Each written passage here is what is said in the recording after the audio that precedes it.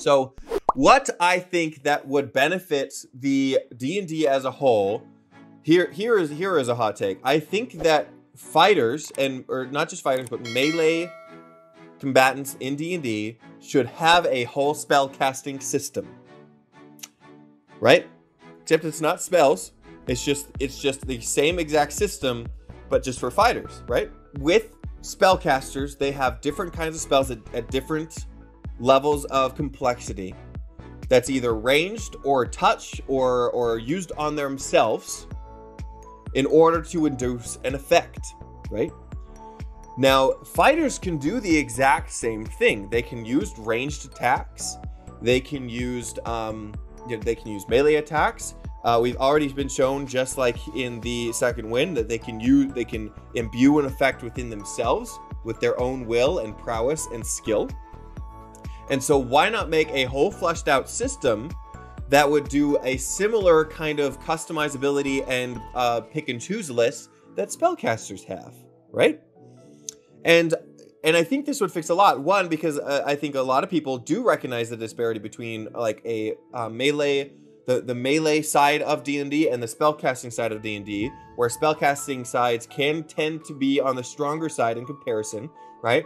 It is the spellcasters who are going to be the god-killing ones, or the things that are going to break reality. A fighter level 20 is never going to break your reality. Never is. They're going to do massive damage on a god when they hit it, if they can, but they're never going to break reality with the things that they can do, right? And so I think another whole fleshed out system would be a really beneficial thing for this side of D&D. And I would love to see it. I think that's so cool. And here and then we can talk about like half-casters. This would honestly bring so many cool things to half-casters, because one, they can choose either one, right? They can choose whether they have maybe some spells and then maybe a bunch of different melee things if they wanted to focus on that, or maybe a few melee things and then a bunch of spell casting. Or they can pick and choose kind of like in the middle, where they can do half and half, where they can get a bunch of melee stuff and a bunch of spellcasting, kind of like meet in the middle. I think it would be easier to balance too, in my head. And again, I'm just kind of speaking off the cuff here, but I think might be easier to balance, because instead of looking at a spellcasting stuff and then melee stuff, it's just two different spellcasting systems where they could just be looked at as the same, right? So a level 1 spell would be equal in power to a level 1 maneuver. Let's just call them maneuvers instead of spells, right? And so this half-caster can choose, oh, do you want a level 1 spell or do you want a level 1 maneuver? Right? I think that would be really, really cool. So open world, I think martial classes like fighters and monks should have stances. You could also call them stances, right? I think stances might be the self effect. The self effect is them imbuing themselves with the abilities, kind of like we talked about. Every stance could be a positive and negatives. An aggressive stance dishes out more damage, makes you vulnerable to attack. Defensive stance allows you to resist some damage, and then you can get a penalty to an attack.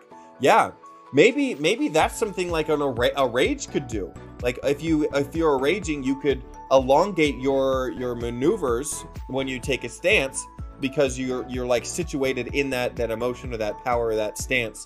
That would be a really, really cool mechanic for the barbarian. Defensive stance is just a dodge action. and like I said, this is what we're talking about, right? There's already elements in the game that kind of explain the features in a different way. But what if we just take those things and explain them in like a more melee, more in a structure more akin to spellcasting? If you think that is not something that the game would benefit from, I would love to know your like just like how you might look at that. But to me, that makes complete sense, because we already have something that works really great, and people love customizability, especially so. And I think it would make like fighter classes more popular. I think you don't even need to make this so complex that it rivals Pathfinder 2. I'm unfamiliar with Pathfinder 2, but I think it uncomplicates things a little bit too, because it's two systems of the same thing. So really, you only have to learn one system applied two different ways, where instead we have the system of spellcasters that you play differently with them, and then you have the fighters that are playing completely different from that, right? So there's two ways of thinking. When you play a fighter, when you play a spellcaster, it takes two different kinds of mentalities, where if you have two of the same systems, it's easier and simpler because you already know one because you've played the other. It's just a different application of that same structure. Christian, I mean, it comes down to DM and aid to the melee characters with the bonus features and items that give them that push so they stay powerful. It's extra work, but work that's, yeah, that's worth it. Yeah. And I think that that is a lot of what Wizards of the Coast expects you to do as well, right? With the fighters, you give them more magical items so that they are overcompensated with the things that they can do, right? With the DM, there's a certain element of expectation to do that for your melee things as well. But with magical items, there are things for fighters just as much as there are things for spellcasters, right? And spellcasters, if you're playing a spellcaster, or if I'm playing a spellcaster, I want magic items just as bad as the fighter does. And if the fighter's getting a bunch of magic items and I'm getting none, I'm going to feel left out a little bit, right? I think that if we do that still, we can give both of them different magical items and not worry about giving one to, like, overcompensating one over the other, right? And then that's even less work for us as the DMs to do. So I don't know. As I'm talking to you guys, I'm convincing myself more and more that this should be a thing. But I'm really enjoying your guys' input on this, because again, these are things that I haven't thought of before. We are talking about a system for the fighter akin to spellcasting. So a structure that you have on a leveled feature, of leveled maneuvers, just like the spellcasting features work for spellcasters. You have a similar amount of leveled abilities and customization for the fighter. But one thing as well that I think is another really, really cool application for this stances that we are talking about, maneuvers, the system, is the Arcane Archer, right? And we're talking about long-ranged attacks where we can maybe imbue more things into our weapons. You have Banishing Arrow, which does what you think it does. Beguiling Arrow takes an extra 2d6 psychic damage, and then choose one of your allies within 30 feet. The target must succeed on a wisdom saving throw that is charmed by the chosen ally. Okay, interesting. And then, yeah, so there's a bunch of different things that you can do here as well for ranged attacks. A lot of people think that this one is not a great subclass anyways, and if you wanted to be a magical archer, just be a ranger, or just another fighter, right? Or people actually say, just be a battle master fighter and have your maneuvers be more talking about the ranged attacks, and you have a better subclass in this one, which is another reason why we should just dissolve it. With all of these things, I love the fighter. I love the fighter. There's so much to do it. There are some things that I wish could be done elsewhere, but there is certain elements that are still there. It's an interesting perspective, because it's not like I want more or less out of the fighter. It's just that I think that things should be situated differently. Isn't that weird?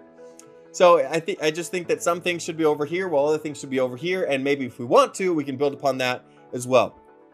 Because I think that if we do kind of bring that back, and just one more thing about this spellcasting thing, if we take that and bring it, if we take the structure of spellcasting, put it into maneuvers, then there's a lot more homebrewing that could be done for maneuvers, right? There's a tons of spellcasting homebrewing that is done, new spells that you can do for different things.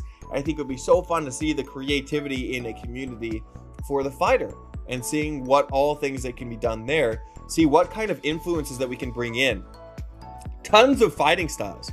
You have everything from boxing and fencing and different styles that you can do in Western culture, and you also have a tons of things that you can do in the Eastern culture with just a variety of different martial arts, right?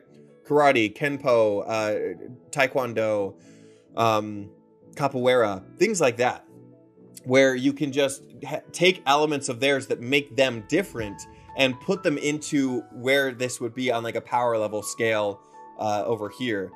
And it would just be so cool.